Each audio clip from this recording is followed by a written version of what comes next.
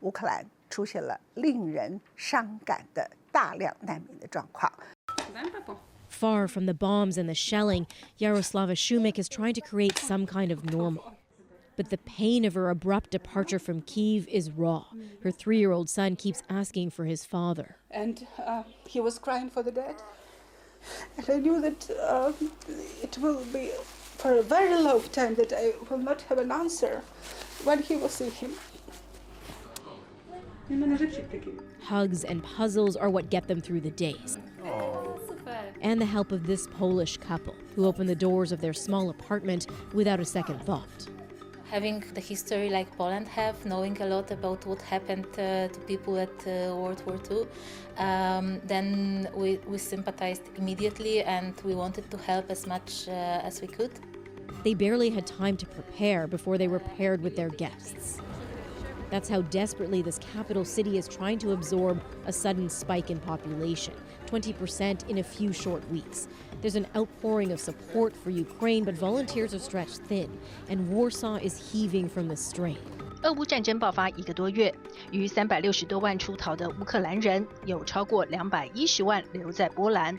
尽管欧盟多国政府已经承诺为乌克兰难民提供前所未有的支持，但资源配置问题仍使得欧盟在欧洲大陆人道主义响应中的协同合作能力面临考验。Crowds continue to swarm Krakow's Ukrainian consulate. This line stretching for blocks in both directions to replace lost documents and passports. Outside that national stadium in Warsaw, thousands lining up to apply for their new Polish ID numbers, equivalent to social security numbers, called a PESEL. Why was it so important to get that PESEL number? I need PESEL for many things. I need work, for money, for a bank account, for staying here in Poland until the war ends. 2,600 PESEL numbers assigned in 2 days at the stadium alone, more than 120,000 throughout Poland and counting. They grant access to legally find work, apply for a mortgage, send children to school, and receive monthly public transportation passes. Inside the stadium, refugees bring their documents, fill out the paperwork, take new photos, and if approved, walk away with their new numbers within hours. 波兰政府不断对外表示，接收能力已濒临极限。美国这才宣布加大援助力度。Well, a month into Russia's invasion of this country, the U.S. is ramping up its humanitarian assistance in a major way.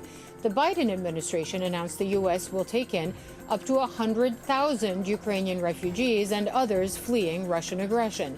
It also pledged more than $1 billion in aid for necessities like food, medicine, and shelter. 而根据联合国儿童基金会估算，目前乌克兰约有430万名儿童沦为难民，这是该国儿童人口的1半。Volunteers in Berlin set up a whole new school funded by donors, paying refugee moms to teach refugee kids. I think the most important thing was to give them lessons in their language. 回归安全正常的校园生活，代价却是离乡背井。而在乌克兰，还有一批特殊的新生儿，因为等不到亲生父母，仍受困战区。The sound of new life below ground drowns out the air raid sirens and explosions above. A basement serving as a bomb shelter nursery for 21 surrogate babies. When the war broke out, it became too risky for their biological parents to come and get them. Under Ukrainian law, biological parents have to be present in order to claim their nationality and citizenship, which leaves these babies in a sort of legal limbo. Of course, there is a more pressing and urgent concern. If this war worsens, how can these babies be kept safe? For now, it's down to this small team of nannies. Antonina says staff sleep for an hour at a time. It's very scary here, she says, looking after these defenseless babies. We can only hope it's over soon. 原来在俄乌战争爆发前，乌克兰是全球合法代理孕母价格最便宜的地方，生一胎价格约在220万台币上下，吸引了许多求子心切的夫妻。每年透过代理孕母生下的新生儿约有2000名，乌克兰更因此被外界称为代孕之都。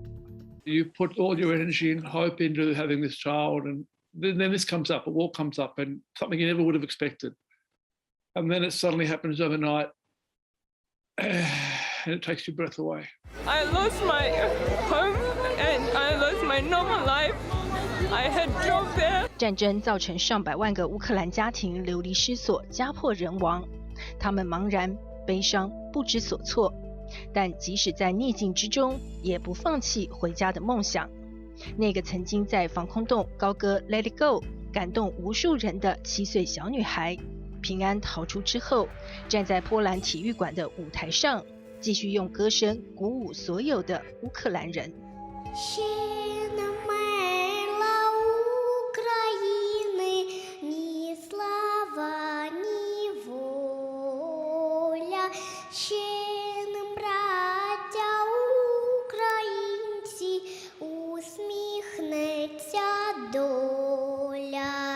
Згинуть наші вороженьки, як роса